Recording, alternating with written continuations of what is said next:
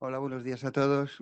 Con un poquito de retraso vamos a empezar Good esta. morning, everybody. We're going to be starting this AGM somewhat late, and as usual, we will try this to be not a very long AGM, and we will try to focus on the really significant issues and those that perhaps you're more concerned about. But the year 2024, well, this is an AGM in which we have to talk about the year 23. And well, nowadays, and considering how things are changing in the world, I think that it's silly because, well, the general accounts would have to be made on January the 1st, really, because in the month of April, the year 2023 is very far away. And secondly, those of us that are in this room are more interested in 2024 than in 25 and 26. But 23 is something that we already know about. We have all the information. But in any case, we have to continue with this issue. We have to talk about the year 23. But I'm only going to be talking about 25, 26, and 27 until 70, which is the year that, well, I can't go beyond the year 70, of course. But what I mean to say by this is that Dominion, Global Dominion Access is a company that is always operating for the long term. So, in other words, all of the things that we do, the way we do our operations, well, there's always something very clear in our minds, and that we're only thinking about the long term. We've never focused on carrying out short-term operations or in looking for quick capital gains. That is not our world. But what we are trying to do is focus on long-term projects, projects in which you operate in a given manner for many years, and that's what Dominion is all about. But why are we talking about operating in a certain manner? But I would like to remind you, well, I'm not going to talk about the 4Ds for Dominion because I think that this is something that you know perfectly well. But I would like to remind you about some of the features that this project always has. And the first one has to do with its ambition, because we we never apply any constraints in terms of growth, with the exception of the financial cap that you can reach in whatever you're doing. However, where we do focus a lot, and I always like to remind people about this, is that the profitability of the net investments of our net assets should be in excess of 20%. And we're talking about the profitability of net assets. We're not talking about equity profitability, because if we had profitability above the 20%, if the interest rates are not above 20%, it means to say that equity will have profitability above 20%. And this is a good figure. And this is our aspiration in all the investments that this company makes. Secondly, in this long-term world, there are times when certain assets can give us these profitability levels, and there are times when these assets can no longer deliver the same profitability levels. So this is why there's something that is called rotation or turnover. And we, in the projects that we have initiated, and we believe that looking at it from the time perspective with lots of mobility is a significant issue. And that doesn't mean that you have to change the basis for your work nor the way you operate, but it just means that you are resilient and that you are skillful and that you can get that done. Okay, well, this is where we stand right now, because this is a company that has assets, that has significant capital gains. And perhaps what we have to do is finish the rotation of assets. And I was just thinking about issues that have to do with renewables. And secondly, we also have to finish asset rotations that are not related to renewables, but rather are other areas of the company where our presence wants to be focused on completely different areas. And when we talk about other areas, what I mean to say is that this is something that has to fulfill something that our CEO reminds us about every time we talk about these issues. And that is that in this world of ours, we are facing three transitions and we have to cover all three of them. We have to be in the industrial transition, we have to be in the energy transition, And then after that, the digital transition, which is always going to act transversely. And this is something that we've added on to the way we operate into our management practices, and this is what we're currently doing in such a manner that right now, and if we were looking at the company, what it's going to be like in 3, 4, or 5 years, we then see a company that's going to focus its efforts on whatever has to do with sustainability, the environment, and the industry itself, because we believe that there are different significant growth sectors for the coming years, because all of the regulations, all the environmental regulations are going to grow and they are going to give rise to new service requirements. And of course, when I talk about these new services, I'm also talking about new businesses, because at the end of the day, one thing is associated with the other. And this is a world in which we are going to make further progress and in which we are focusing more and more. And you will see how over the next few months, we are carrying out certain divestitures in the service sector, etc., that have to do with sectors that we believe are not going to grow that much. And we're going to be focusing on those sectors that we do believe are going to grow much more. So when one is focused on the long term, sometimes you have to forget about the specific issues that sometimes crop up, like increases in interest rates and things like that, that can affect your results minimally, but that should not really change your final long-term objective as a company. So this is the year we are in 2024. It's an important year, and it's a year in which asset rotation is going to be very, very important. And it's also a year in which our environmental vocation is going to grow in a very ambitious manner too. And it's also a year in which we are not really concerned, although it might affect our financial statement to a certain extent, but not very concerned about interest rates. And also bearing in mind that interest rates have probably reached the peak, and this will probably occur in the month of June. And then as from June, I think that we're going to be reaching a plateau. But the thing that we will see is that there'll be a decline in interest rates over the next few years. So that means that the value of our assets can be increased and we can have some very interesting capital gains. But I would like to remind you that on our balance sheet, there are lots of assets, lots of them that have hidden capital gains.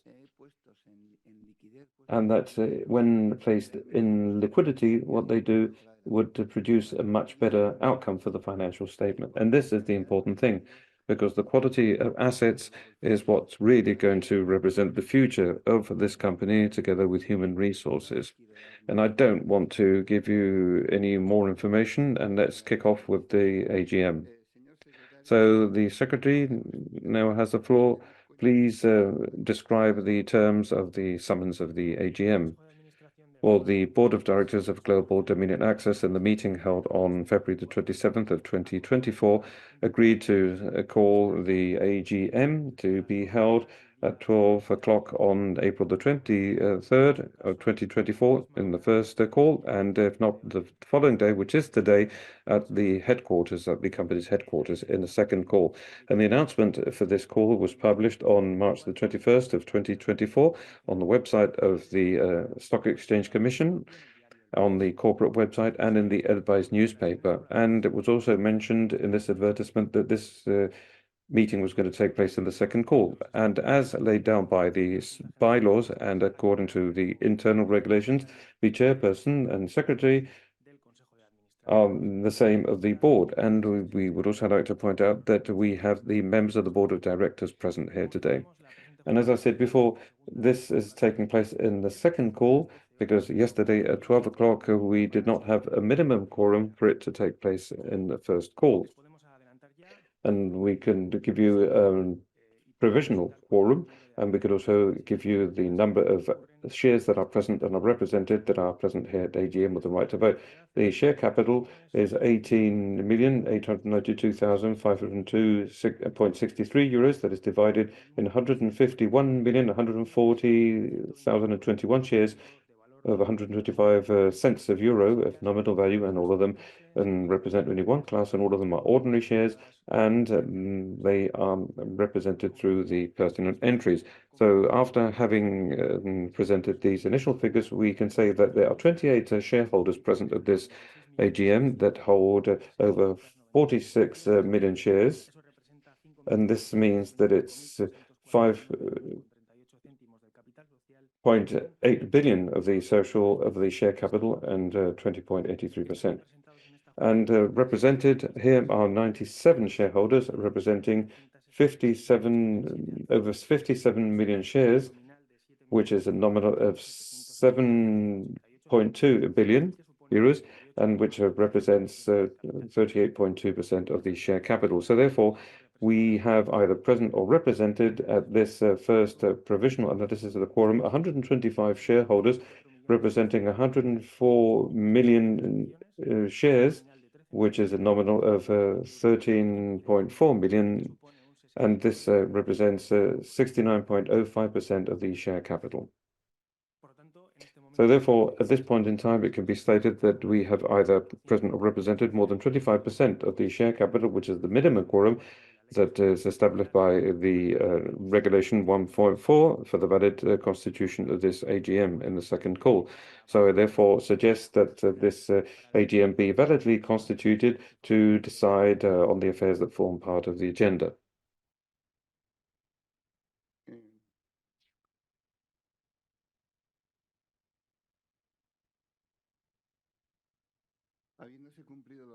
Well, now that we've met the requirements laid down by the social bylaws, I declare validly constituted this AGM of Global Dominion Access Sociedad Anónima. And I would like to ask the secretary now to explain the agenda for the call. Well, as mentioned in the advertisements, the agenda comprises the following issues. Firstly, we will be examining and approving the annual accounts carried out by Global Dominion Access, as well as the annual accounts of its consolidated group, covering the fiscal year that ended on December 31st, 2022. Secondly, approval of the management actions of the board related to the 2023 fiscal years. Point number 3, approval of the proposal for the application of results. And point number 4, examination and approval of the non-financial statements of Dominion Global Access corresponding to the fiscal year that closed on December 31st, 2023. Point number 5, approval of a distribution of reservations. And point number 6, and according to the agreement adopted in December, the acquisition of own shares, either directly or indirectly, as per Articles 146 and 509 of the Stock Corporations Law, and also empower the board to reduce the amount of share capital by amortizing the own shares that have been acquired. And point number 7 refers to the reappointment of the members of the board whose position was about to expire for the statutory period and according to the category of each one of these directors. And this is going to be subjected to the approval, that is Antonio María Padrino Jauregui, for 4 years as the proprietary director, the re-election of Mr. Miquel Barandiaran Blandín for another 4 years under the category of executive director, the re-election of Mr. Juan María Esmera for 4 years under the category of proprietary director, the re-election of Mr. José María Mercado de Busquet for 4 years, and under the category of independent director, the re-election of Mr. Javier Domingo de Paz for 4 years under the category of independent director, and the re-election of Mrs. Arantxa Estefanía Larrañaga for 4 years and under the category of independent director, and the re-election of Ms. Amaya Garestiza Delia for 4 years and under the category of independent director, and the re-election of Mr. Juan Tomás Hernandín Furzaco for 4 years and under the category of independent director, the re-election of Mr. Jesús María Herrera Barandiaran for 4 years and under the category of other external directors, and the re-election of Mr. Jorge Álvarez Aguirre for the period of 4 years and under the category of independent director. And point number 8 refers to the extension of the appointment of the account auditors of the company and its consolidated group. And point number 9 refers to the maximum amount of remuneration of the directors for their positions. Point number 10 will be be voted upon. That is the annual report on the remunerations of directors, and point number 11 refers to the delegation for the execution of these agreements, and point number 12 will refer to the approval of the minutes. And now the Secretary, will present the agreements that are proposed for approval in relation to the items on the agenda for this AGM.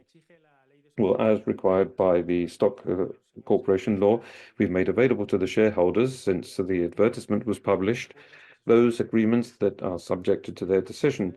And on the website, you can see the advertisement, the announcement, and the proposals for the agreements, and the reports from the administrators for whose intervention was necessary. We've also made available to the shareholders, since that date, the annual report on corporate governance and the annual report on remunerations of directors corresponding to the year 2023, and also the non-financial statement. So therefore, if shareholders do not oppose this, we're going to try to explain very quickly the contents of the different items on the agenda. And then later on in the Q&A, if you want, we can read out the entire documents. And if you want us to do so, that will be the case. And the first item refers to examining and approving the annual individual and consolidated accounts of Global Dominion Access and its dependent companies for the fiscal year closing on December the 31st, 2023. The second point has to do with approving the management actions of the Board of Directors during this period. Point number 3, applying to voluntary reserves the results of the profits of the company in 2023 over 12 million euros, and with a result of profits of 45,308,000 euros. Point number 4, we propose the approval of the non-financial statement of Dominion Sociedad Anónima for the fiscal year closing on December the 31st. And point number 5 says that we allocate to reserves a supplementary dividend totaling 0.00975 euros per each share of the company. And in this regard, the maximum amount to be paid out is over 14 million euros. And if the distribution were to be made in favor of the totality of the company's ordinary shares, and should this distribution be approved by the AGM, it would be carried out on July the 9th of 2024 through the companies involved in the management actions for shares. And point number 6 refers to the agreement which cancels the agreement taken in April the 26th of 2023, but it empowers the board to purchase own shares, everything according to Articles 146 and 509 of the Stock Corporation's Law. And the Board of Directors also has the possibility of reducing the amount of share capital by amortizing the own shares acquired according to the authorization adopted. And point number 7 refers to the re-election of the members of the board that I mentioned previously. Re-election, which, as I said, is carried out for the statutory period of 4 years. And point number 8 proposes that we extend the appointment of PricewaterhouseCoopers auditors as the account auditors for our company and from the consolidated group for the fiscal year that will close on December the 31st of 2024. Point number 9 refers to the maximum aggregated amount for the remuneration of board directors for the fiscal year that will close on December the 31st, 2024. And 1.3 million euros, which is in accordance with the policy established for this purpose for 2024-2025, which is currently in force as approved by the Assembly in May. Point number 10 will carry out a vote on the annual remuneration report of the directors that was approved by the board during its meeting held on February the 27th of 2024, according to the provisions of Article 541 of the share capital companies. And finally, point number 10, well, firstly, it refers to the delegation of faculties in favor of the board to execute and inscribe in the company register all of the agreements passed. And these agreements have received the favorable report of the Audit and Compliance and Remunerations Committee of the Board of Directors. Thank you very much, Mr. Secretary. And as usual, I'm going to give the floor now to the CEO, Mr. Mikel Barandiaran Landin, so that he can now talk about the individual financial and consolidated financial statements that have to do with the fiscal year that closed on December the 31st of 2023, and also describe how the business has evolved during this period of time. Thank you very much, Chairman, and good morning. Thank you very much for attending this AGM of Dominion. And it's the first one that we are holding here at this new headquarters. And I think that we have more people present. But as you can see, we have presented the results in the month of February. We all know each other, so I'm going to go through the most outstanding things. And for that, we're going to show a video that we've developed with AI. It has my voice. I did not do the voiceover, so that you can see what can be done. Don't really believe what you're seeing out and about, but just listen to this. Because last year we presented our strategic plan until 2026. We closed 2023 with a business figure that reached nearly 1.2 billion euros and with an organic growth of 5%.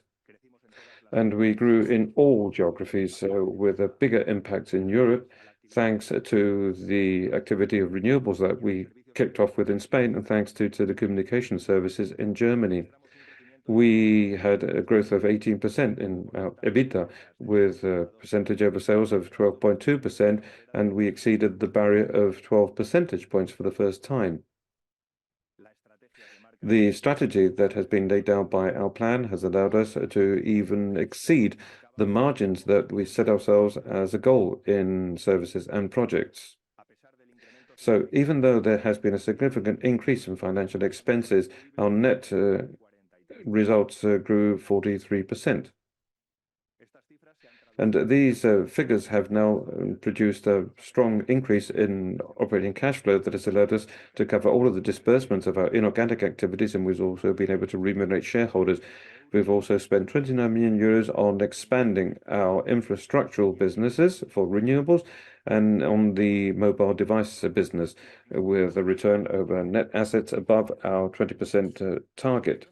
And the evolution of our results once again proves that we are a resilient and recurrent company with a culture that is shared by our team all over the world. And Dominion, it's all about efficiency and sustainability for a world undergoing transformation. Well, as you see, I'm imitate myself pretty well, so you have to be careful about this. Well, you can see that the global interpretation of these results is very positive. We've had significant growth in terms of margins and profitability, and that our evolution year on year has been positive, and that proves that we are a recurrent and resilient company and which adapts perfectly well to complicated situations like the pandemic or the wars we are facing now. And this is thanks to our business model, and it's thanks to our culture, as Andon pointed out before, and also thanks to the excellent team that is supporting me here today. And the profit per share has grown 200%, so that we've multiplied by 3. And when we were listed on the market, it was only 0.1 euros per, and it's now 0.193. And I wouldn't like to say that this could not be seen in the price of the share, because as shareholders, we're all concerned about the price of shares. And even though we have the backing of the world of the analysts, because you know that all of them have the recommendation to buy, and they have potential of revaluating nearly 100% of multiplied by 2.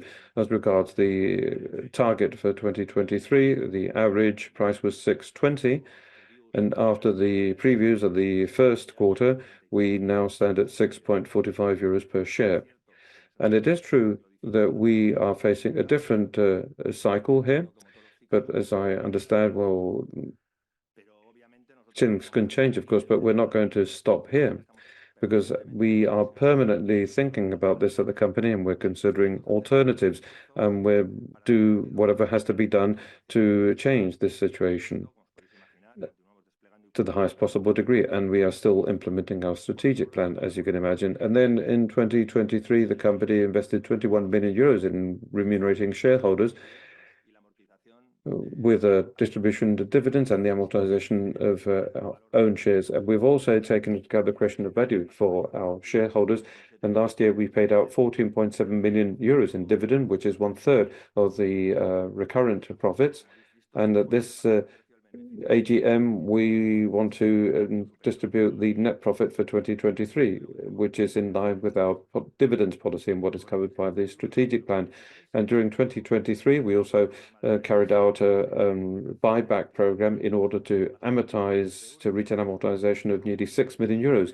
So that means that our shareholders own a somewhat higher percentage of the company, and therefore this means that the profit per share and the dividend have grown. Right now, we have no buyback program underway, but we say that as long as we are standing at this level, we are their best investment, so we do not rule out initiating new buyback programs. In the meantime, we've initiated a liquidity contract to compensate the liquidity that has been lost through the different buyback programs, because you know that we have bought back nearly 15% of the company.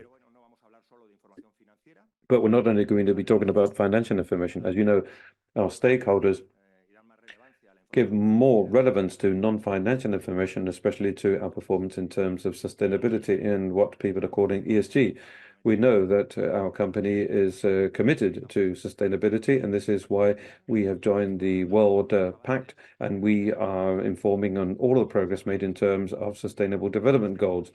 But this commitment, well, we don't only want to talk about it, but support it with facts. And I think that the best way to measure things is by looking into the external sustainability ratings, which are two. The one from Standard & Poor's, which is one of the most valued ones by our investors. We've reached the percentile 90, which means that we are amongst 10% of the companies that are performing best.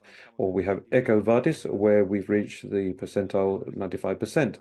We are amongst the 5% of the best companies, and this allows companies to achieve their taxonomy levels. And that means that our taxonomy is their taxonomy too. But let's go into greater depth about the world of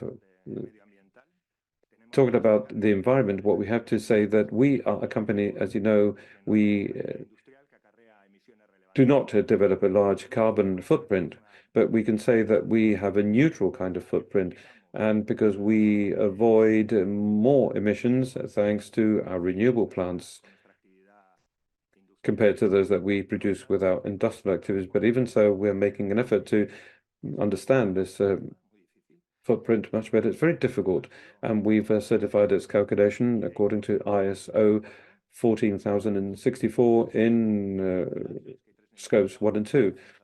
You know that 1 refers to the emissions we produce directly because of the burning of hydrocarbons, and 2 is what our energy provider produces, and 3 has to do with the chain upwards and downwards, purchases, logistics, transport, etc., etc. So we do not only calculate these emissions, but we've also made an effort and have set objectives that I believe are very ambitious to reduce these levels based on the Science-Based Targets initiative that is fully in line with the Paris Agreement, and which means that by 2030, which is the day after tomorrow, we will be reducing emissions by 42% in 1 and 2 and 25% in scope number 3. And as regards the social issue, where do we focus at Dominion? Well, firstly, we want to be what we already are. We are diverse and inclusive. We have between 12,000, we have something like 12,000 people working for Dominion. It's, well, we're just over 12,000. And right now we have lots of service contracts too. And we have employees from 77 nationalities from 30 countries where we are operating. And this large human group has people from 4 different generations, from the baby boomers, and I'm one of those baby boomers, and Z generation or Generation Z. And what we want to do is manage multicultural teams and having equal opportunities for all and with zero tolerance for any kind of discrimination. We are also focusing a lot on attracting and retaining talent, which is a challenge for us, although I think that it's also a challenge for the rest of the companies, and especially after the big resignation that took place after the pandemic. So this is why in 2023, we've focused on an entrepreneurship talent with a program called BQO, to boost projects related to sustainability technology, and it offers opportunities to people with high potential to develop their ideas and projects. They are with us in our offices next door, just behind me, in fact, and we can mentorize them and share with them our management culture firsthand. And this project focuses on key factors in our culture. In other words, an entrepreneurial spirit and soft skills. We think that they already have the hard skills, and we are convinced that these new leaderships will be influenced by a combination of these elements. And it's important to understand that this is an absolutely different project. It's not an accelerator, and it's not a business school, and it's not a venture capital, and it's not a corporate university. It's everything at the same time. It's a very flexible program adapted to the needs of each project and each person. And we're very happy with this first edition, not only because of the participants, because they have been marvelous, but also because of the effect that this has produced in the mentors with our top 100 people that has allowed them to grow as managers and as people motivators. And I also like to underscore the initiatives we have for whatever has to do with young talent, like international mobility scholarships or STEM scholarships or grants, because of the kind of company we are. And we've reached out to more than 300 people. And the final hiring ratio has been in excess of 50%. And then we also have the Dominion University. It's a software platform that was born to deal with compliance, but which we have extended to the area of professional growth with continuous training, ongoing training and onboarding. And as regards the G governance, well, we have to talk about the good governance aspects. We are a listed company. We don't respect the regulation, but we go beyond that. And we have gradually implemented all of the best international practices. And we've also reinforced our ethical commitment. And last year, we obtained the ISO 37001 certification for anti-bribes. And that means that we have no tolerance for any kind of corruption. And finally, in the area of cybersecurity, we should all be concerned about, and everybody is being affected by this, we have carried on developing robust IT safety system that has been reinforced by obtaining this ISO 27001 certification. But in the case of the Dominion, our relationship with sustainability is not only being about sustainable, which is what I've just mentioned, in relation to the E and the S and the G, but Dominion has put its stakes on helping our customers to be more sustainable. And in particular, we have to focus on E with the environment in whatever has to do with decarbonization, which we consider is a major business opportunity and also an opportunity that we must make use of. And in fact, I would say that this opportunity fits perfectly well with the Dominion philosophy. As you know, since we were born, we have focused on delivering efficiency to the business processes of our customers, and we're helping them to be more sustainable and to meet their decarbonization commitments. We have to help them be efficient in the long term. So we have to help our customers to be more efficient or more sustainable, rather. And it's important to recall our strategic plan.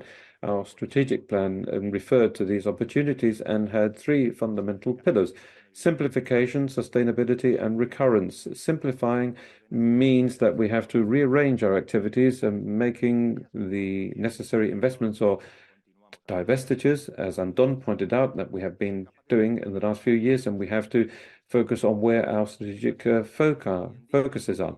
And this simplification is geared towards sustainability.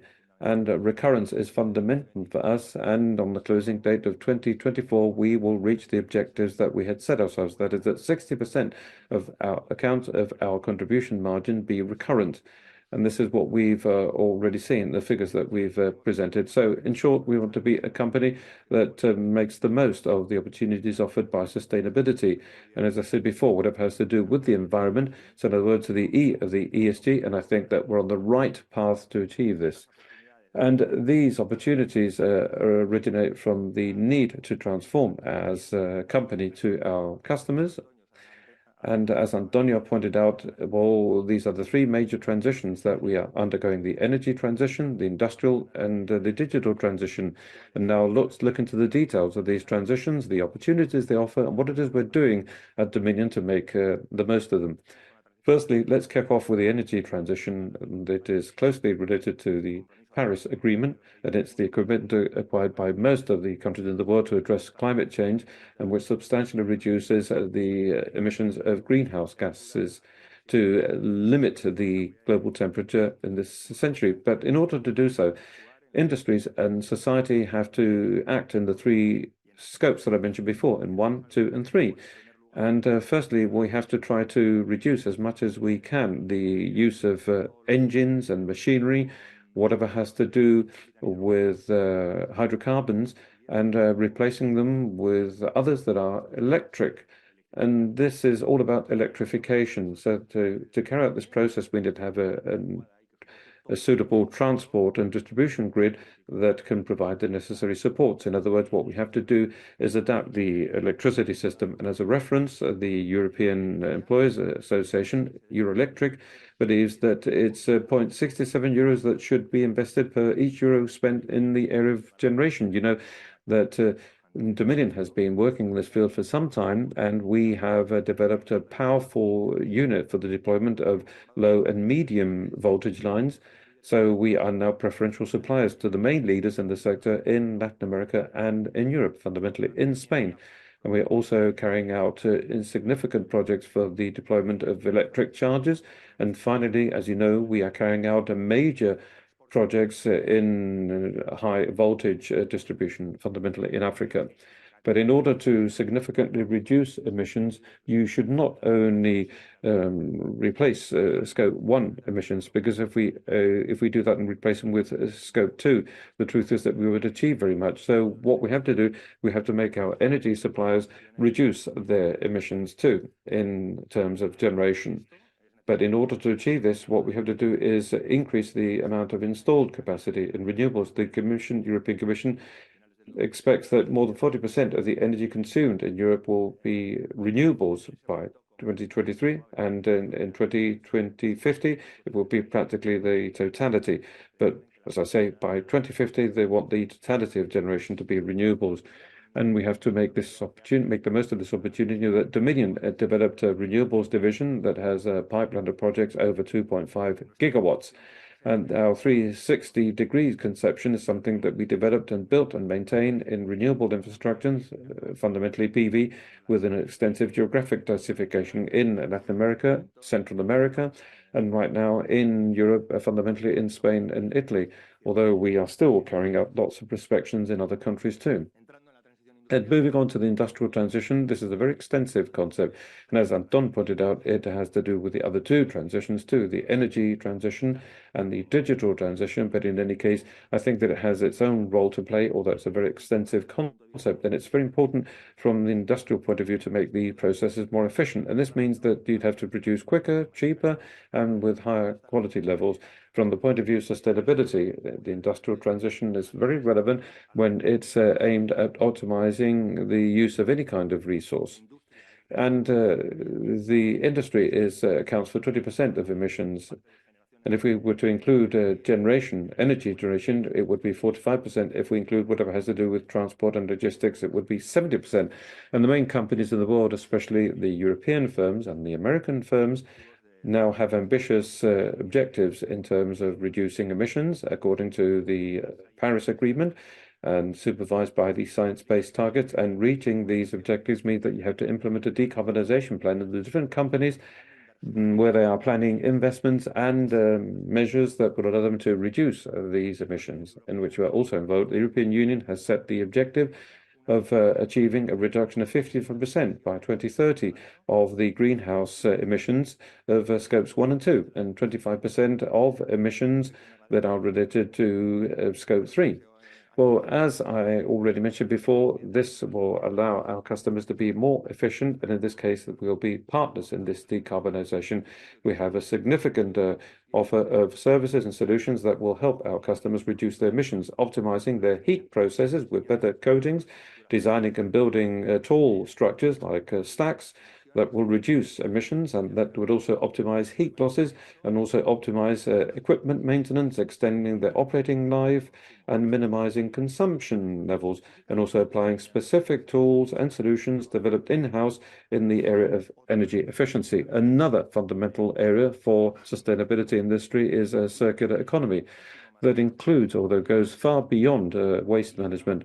And here we're talking about redesigning and reducing and reutilizing, repairing, renovating, recuperating, and recycling things.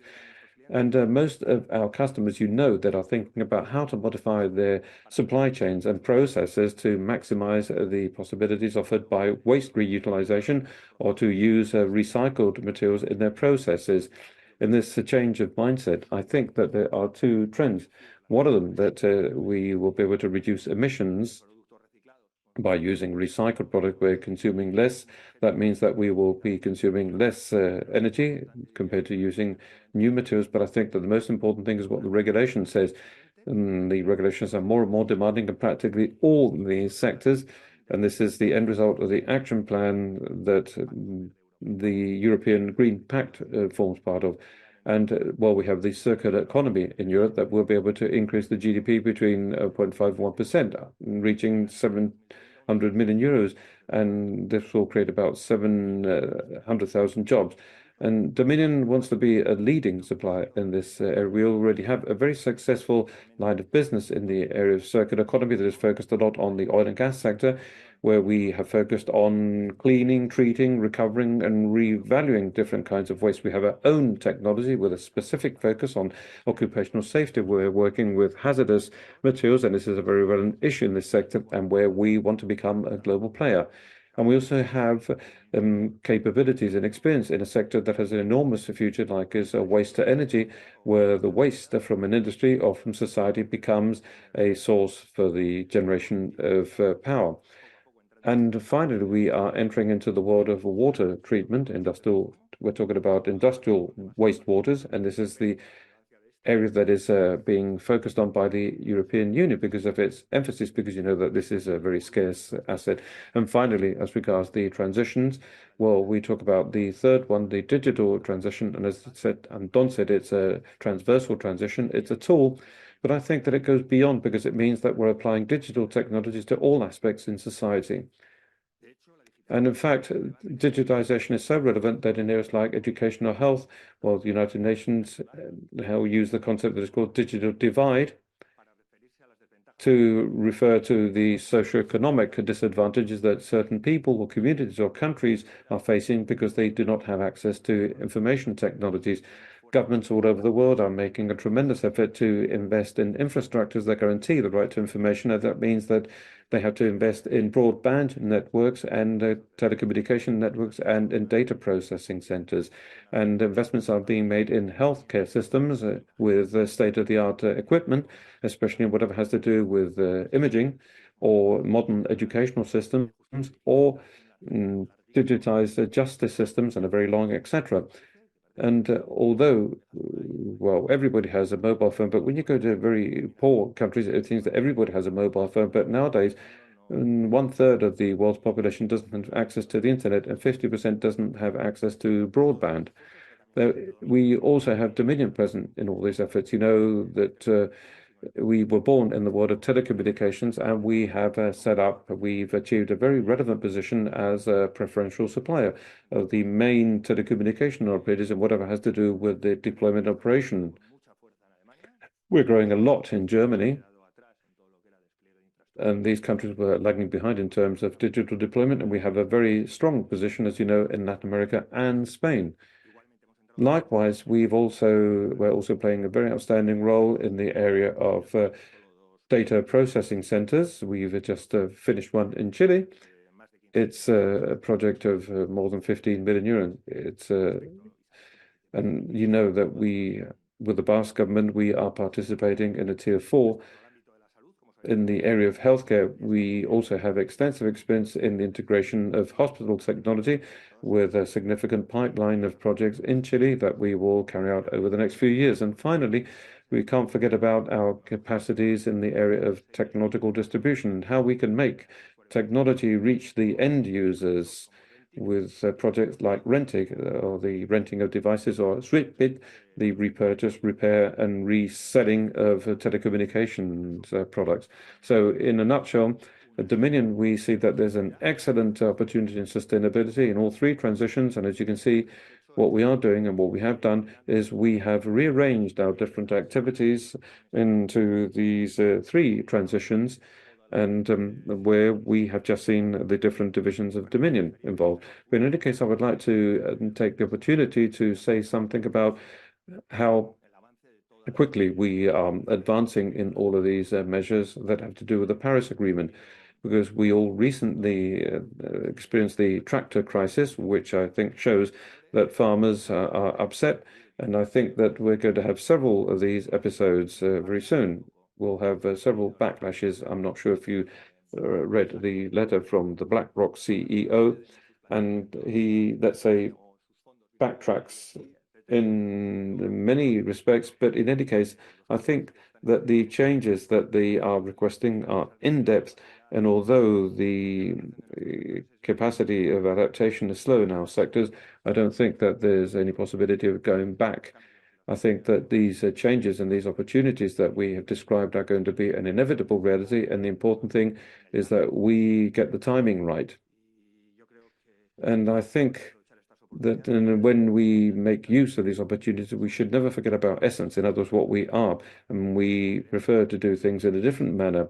And we've always tried to have a differential character. And for this, it's essential not to use from side technology. And we also have to promote innovation in-house.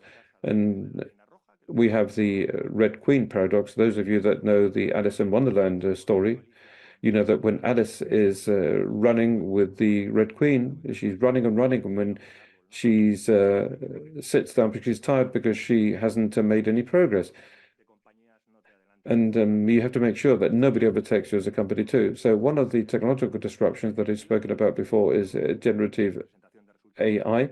We saw this in this financial disclosure that you thought it was me, but there are lots of alarmist impacts regarding the negative impacts that could be produced. I think that it's not a threat. I've said this at the board meeting. I think that it's going to be an ally, but it's going to allow us to do with certain routine operations, and it will allow us to develop other capabilities that are more valuable, like creativity or innovation, which I think they are exclusive things of human beings, although we'll see years down the road.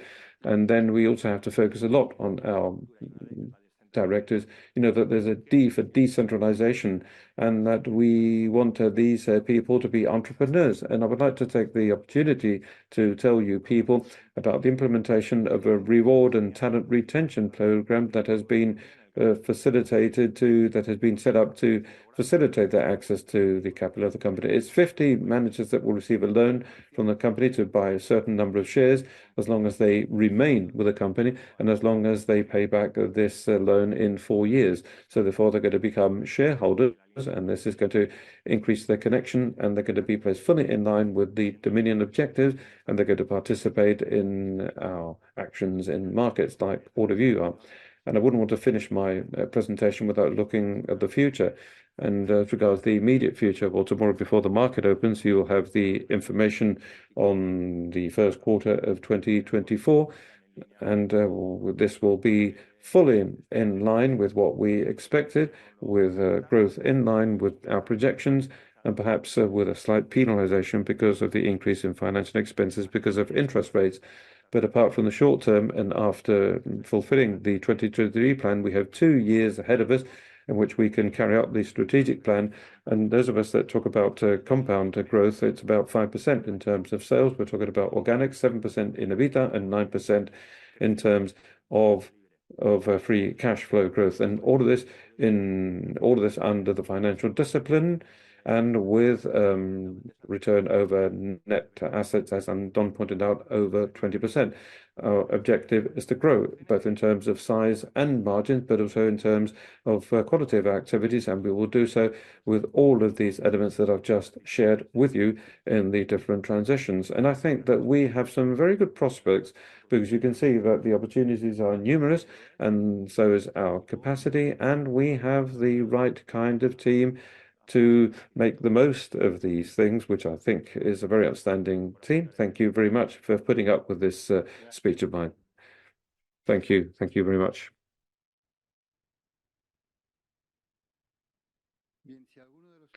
Well, okay, if any of the shareholders now wishes to ask for more information as laid down in Article 197 of the share capital law on the issues addressed by the agenda, we now move on to the Q&A session for your interventions.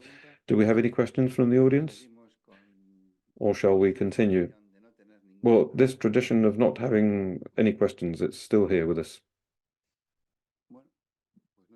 Okay, so we have no questions then, so that means that Mr. CEO, everything is crystal clear. But I would like to ask the Secretary now to present the approval of the agreements that form part of the agenda. Well, before passing on to the votes itself, we're now going to mention the definitive quorum, and we have 35 shareholders present that represent over 51 million shares, and which is 33.79% of the share capital. There are 101 represented shareholders that represent over 57 million shares, which represents 38.25% of the share capital. So we can say that there are 136 shareholders present and represented, which represent more than 108 million shares, which is 72.04% of the share capital. And this means that there are shareholders with more than 25% of the share capital. So that means that we have a necessary quorum for this AGM in its second call. So we can therefore move on to the vote for the different agreements, and we will do so separately, one after the other. And well, as regards the votes that have been sent via the post, we have votes against and abstentions in relation to certain points that are now being voted upon. And this afternoon, we will make available to the shareholders on the corporate website, as well as on the website of the Stock Exchange Commission. They will be showing you the details of the votes in favor, against, and abstentions regarding each item on the agenda. But this will not modify the end result of the voting process if you decide to approve the agreement. So we can start off with the first item of the agenda that refers to the approval of the annual individual and consolidated accounts of Global Dominion Access Anónima and its consolidated group. All of this has to do with the fiscal year that closed on December the 31st, 2023. Is this approved? Carried. Point number 2 refers to the approval of the management of the Board of Directors of the fiscal year 2023 closing on December 31st. Is this approved? Approved.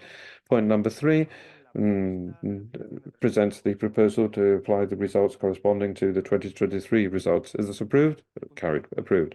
Point number 4, it's the non-financial consolidated information of Dominion Access corresponding to the fiscal year closed on December the 31st. Is this approved? Approved.